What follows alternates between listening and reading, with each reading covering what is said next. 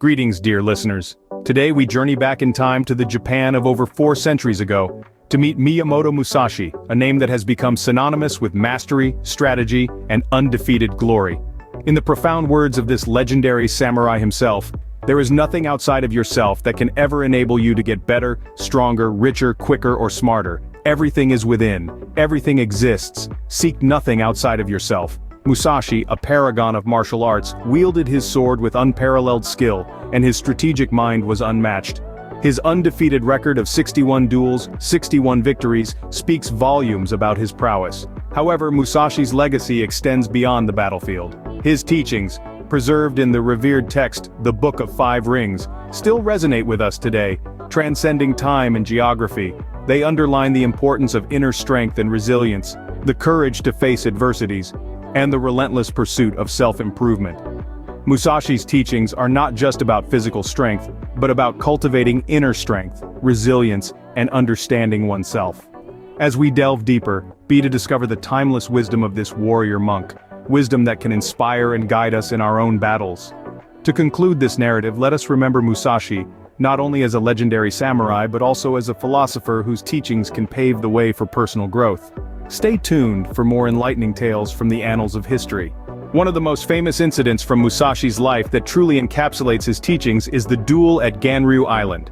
Picture this: the year is 1612 and Musashi is scheduled to duel with Sasaki Kojiro, a renowned swordsman known for his swallow-cut technique.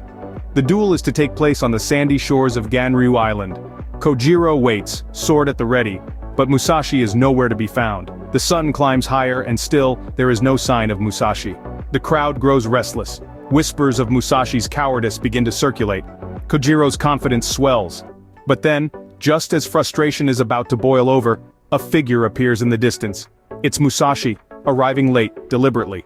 His tardiness was not due to fear or lack of respect, but a strategic move to unnerve his opponent. He had weaponized time, using it to rattle Kojiro and tilt the psychological scales in his favor. But Musashi's unconventional tactics didn't stop there. He had chosen to fight not with a traditional sword, but with an oar he had carved into a makeshift weapon on his way to the duel. This unusual choice of weapon was not only a surprise to Kojiro, but it also gave Musashi a reach advantage. He had turned an ordinary object into a tool of victory. In the end, Musashi's strategic thinking and resourcefulness paid off. He defeated Kojiro, not by relying on superior swordsmanship or a better weapon, but by understanding the situation and exploiting it to his advantage. This duel, this moment in time, it was not just a battle of swords, but a battle of wits, of strategy, of patience and understanding. It was a testament to Musashi's philosophy, that victory doesn't always come from traditional methods or even the most obvious paths.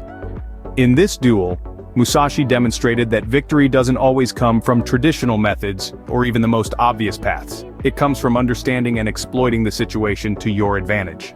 From the life and stories of Musashi, we can glean several key teachings that are as relevant today as they were in the 17th century. Miyamoto Musashi was not just a warrior but also a philosopher. His teachings emphasized self-reliance, adaptability, and strategic thinking. These principles, though rooted in the context of samurai warfare, have universal applicability that transcends time and culture. Let's delve into these lessons, starting with self-reliance. Musashi once said, "Do not seek pleasure for its own sake." Instead, he encouraged a life of discipline and self-sufficiency. The idea here is not to shun joy but to find it within oneself, in one's own progress and self-improvement. It's a reminder that happiness is not an external commodity but an internal state of being. Next, we have adaptability. Musashi wrote, "You must understand that there is more than one path to the top of the mountain."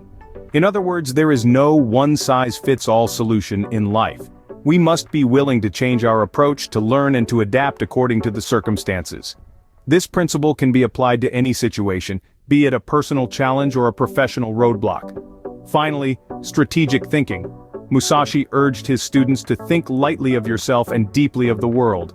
This is an invitation to humility and a reminder that our actions have consequences beyond our own immediate circumstances.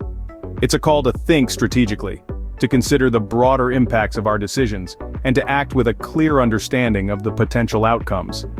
These teachings from Musashi, a warrior monk from the 17th century, are not just about martial arts or warfare, but about life itself. They encourage us to be self-reliant, adaptable, and strategic in our approach to life's challenges. They inspire us to seek happiness within, to be flexible in our thinking, and to act with a broader perspective in mind. As Musashi himself said, the true science of martial arts means practicing them in such a way that they will be useful at any time, and to teach them in such a way that they will be useful in all things.